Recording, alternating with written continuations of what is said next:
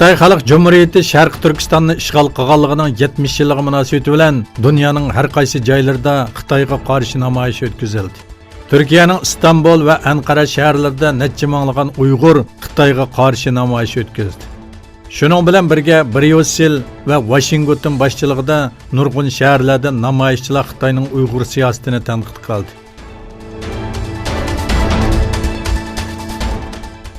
Belarusiyada tutilib qolgan Uyg'urlar Xitoyga qaytarish xavfiga duch keldi. Belarusiyaning Minsk aerodromida tutilib qolgan 4 nafar Uyg'ur Turkiya vizasi Baturubmi Turkiyaga berishga yo'l qo'yilmaganligini va Xitoyga qaytarish xavfiga duch kelganligini oshkorladi. Belarusiyada tutilib qolganlarning Shvetsiya konsulxonasiga borganligi va Shvetsiya konsulining ularga viza berish ehtimolligi borligi ilgari surildi. Hong Kongda Xitoyning davlat bayramining 70 yilligi munosabati bilan o'tkazilgan yurish faoliyatida ikki taraf orasida chiqqan talash-tortishga soqchilar daxl qildi. 2 kishi qo'lga olindi. Xitoyning davlat bayramida Xitoyga qarshi namoyishlar butun kun davomlashdi. Qora rangli kiyim kiygan namoyishchilar cheklanganiga qaramasdan yurish o'tkazdi. Xitoyga qarshi shuarlar to'lidi va odatda jinozada ishiltiladigan pullarni chashdi. Shaharning har qaysi joylarida Xitoyga qarshi faoliyat o'tkazgan namoyishchilar Xitoyning davlat bayrami kunini motam kuni deb e'lon qilishga chaqirdi. Iran prezidenti Hasan Ruhani bilan Rossiya prezidenti Vladimir Putin Armeniyaning poytaxti Erevanda ko'rishdi.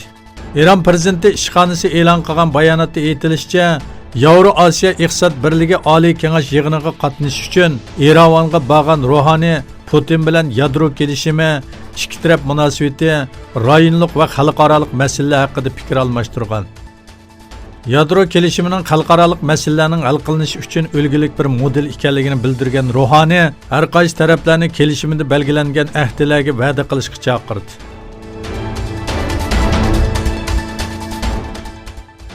Rossiya Iqtisodiy taraqqiyot bankasi 2020-2022 yillarga aloqador xamchut loyihasi doirasidan e'lon qilingan qo'shimcha hujjatda Rossiya fuqaroligiga o'tish uchun chet ellardan asldagi davlat tavalligidan voz kechish shartini amaldan qoldirish tavsiya qilindi. Bayonotda ko'chmanlar siyosatining kelgusida boshqa davlat fuqaroligidan voz kechish shartini amaldan qoldirish fursati olib kelganligini bildirdi.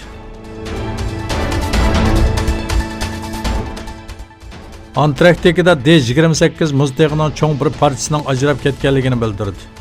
Qalinligi 209 metr bo'lgan va 347 tonna muz partiyasini o'z ichiga olgan muzdegining o'rnidan yo'tkalganligi bildirildi. Yevropa ittifoqi yer kuzatish guruhining yillardan buyon bu muzdegining ajrashini saqlayotganligini, buning klimat o'zgarishi bilan aloqasi yo'qligini bildirgan bo'lsa-mu, boshqalar bu voqeaning klimat o'zgarishi bilan bevosita munosabati borligini ochiq o'tirg'i qo'ymoqda.